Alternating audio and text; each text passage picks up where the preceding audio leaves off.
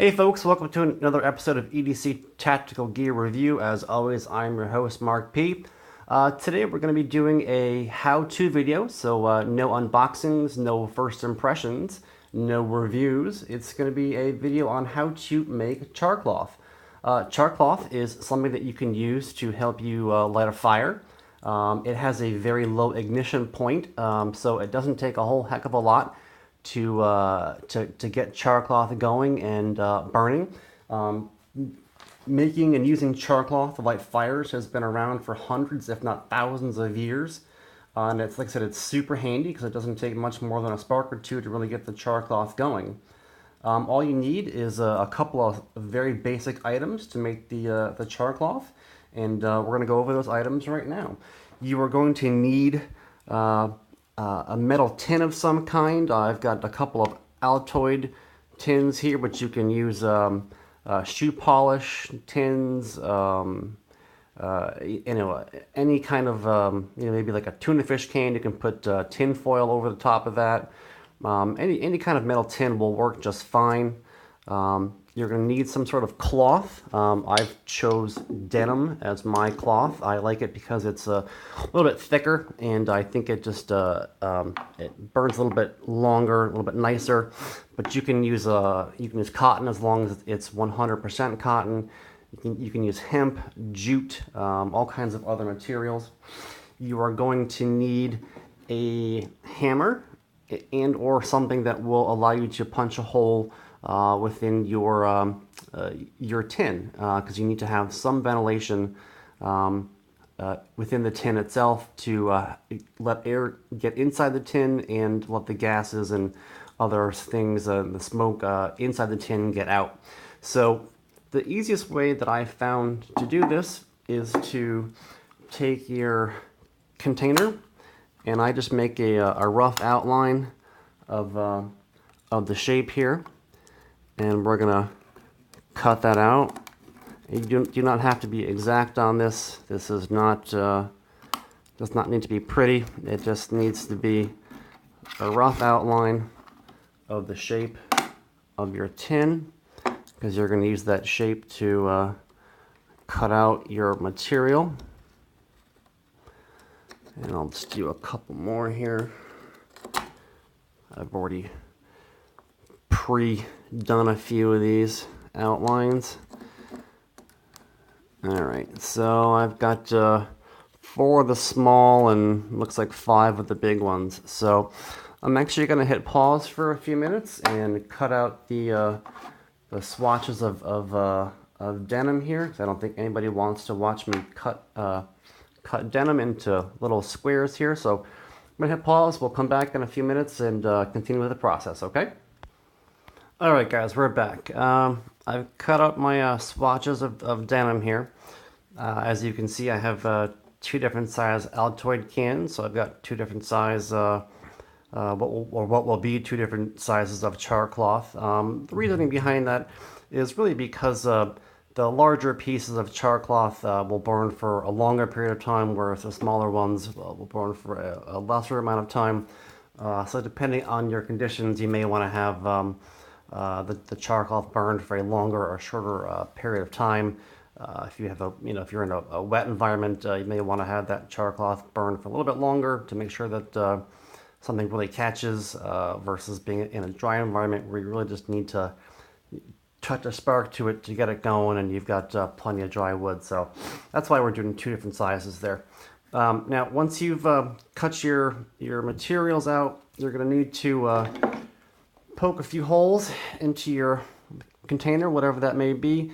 I've already got holes in mine, but because I've used these tins before to make char cloth, I'm actually just going to make these holes a little bit bigger to get the airflow just a little bit better on these. And that one seems to be okay.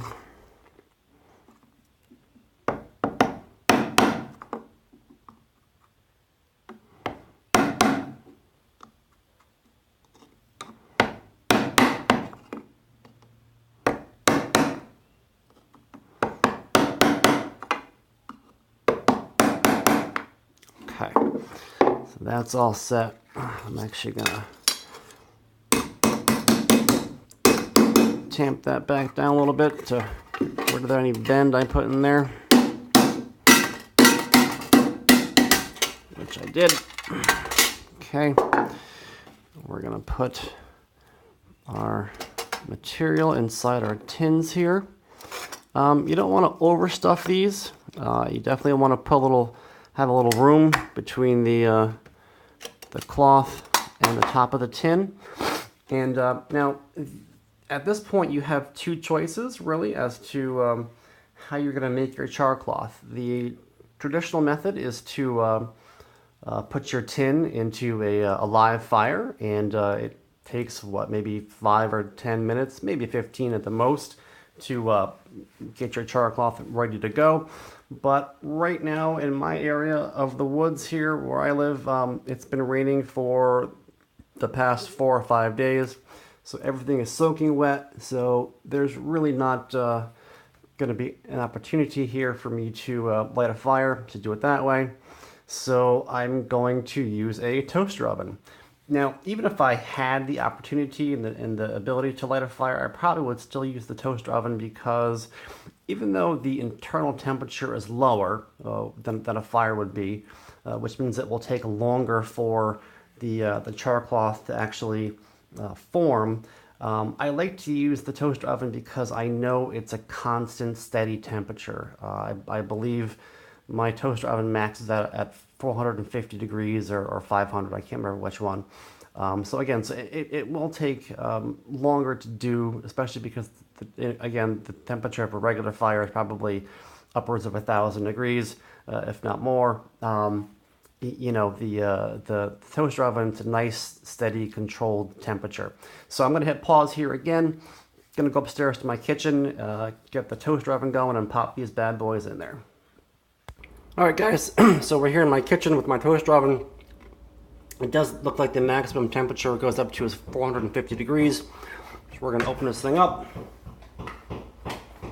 pop in the small Altoids, pop in the big Altoids. We're gonna come back and check on it probably in an hour. And then we'll check on it every 45 minutes or so after that. So, gonna hit pause again, and I'll keep on checking, and I will start rolling again when it looks like the tins are ready to come out, okay? All right, guys, I think this is ready to come out of the oven here. We're gonna take this out, take a look here.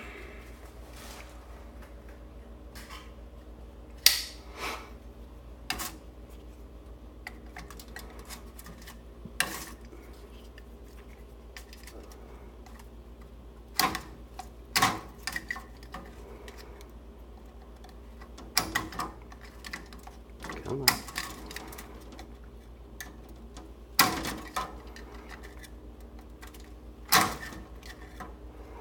Alright, I can get this open. And I'm gonna hit pause and take them out. We'll go from there.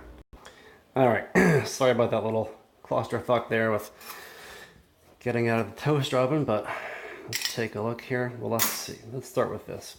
This is what the denim looked like right as it was cut off the pair of jeans. This was about after an hour or so, maybe an hour and a half. And this is what it's looking like. Now you can see it's really dark in color. And then here's the larger one here. So again, so you can see it's nice and dark. It's not charcoal, it's not burnt. But what we're gonna do is we're gonna let the tins cool off a little bit. We'll go downstairs into the garage, and we'll take a flint and a magnesium rod there and see what happens when we throw a spark to these char cloths here. See if I did this the right way. All right, so we're gonna hit pause again. We'll go back down to the garage and we'll try to light these things on fire. Okay. All right, guys, we're back. I have taken both the large and the small Altoids tin out of my toaster oven.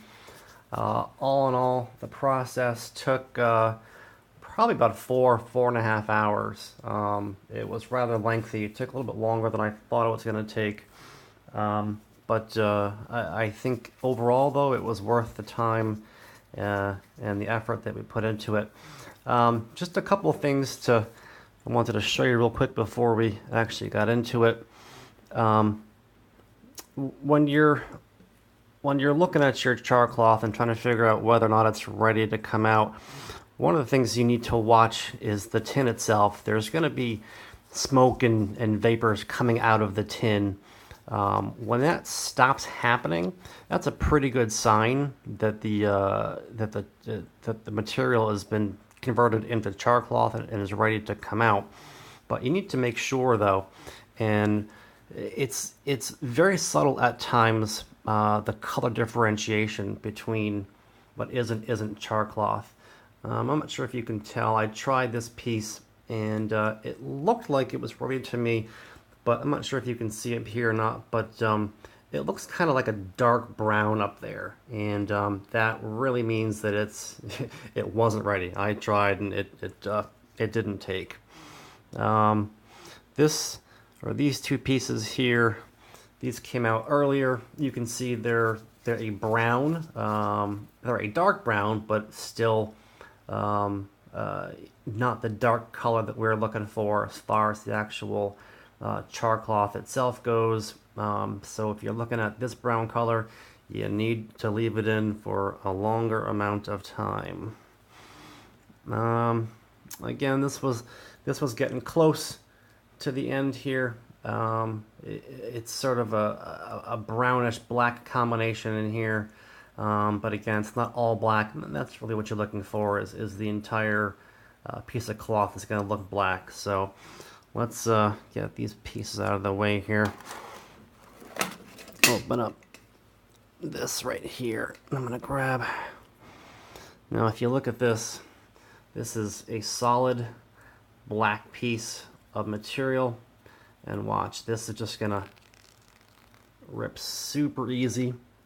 Just comes apart super nice. And we're going to take our friendly Swede fire steel here. We're going to throw a couple sparks at this and see what happens.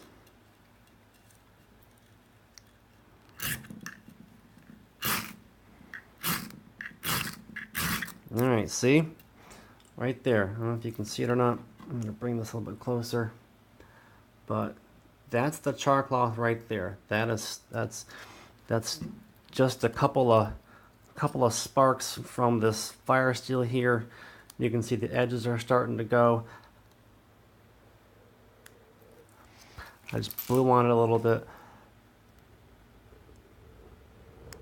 You can see it starting to, embers are starting to build up there around the sides. And that's going to burn for a chunk of time. That's probably going to be a couple of minutes worth of burn time right there. So at this point, you should have had your tinder bundle already ready to go, and probably the best thing to do would be to have like almost like a bird's nest tinder bundle, and get this going, and then drop this into your bird's nest fire tinder and start your fire that way. So we're gonna move this off to the side, and we're gonna open up the smaller Altoids tin here.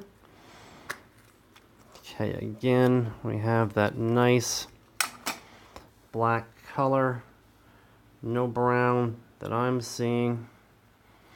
So let's throw some sparks on there and see what happens. Oops, wrong way.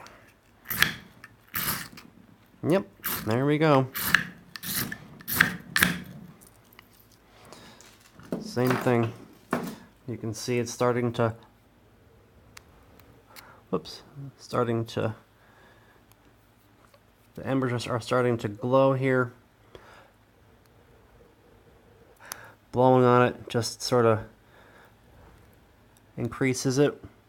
And again, same thing. You light this, have a bird's nest tinder bundle, and drop that in, and you're gonna get yourself you're gonna have fire, my friends. You're gonna have fire.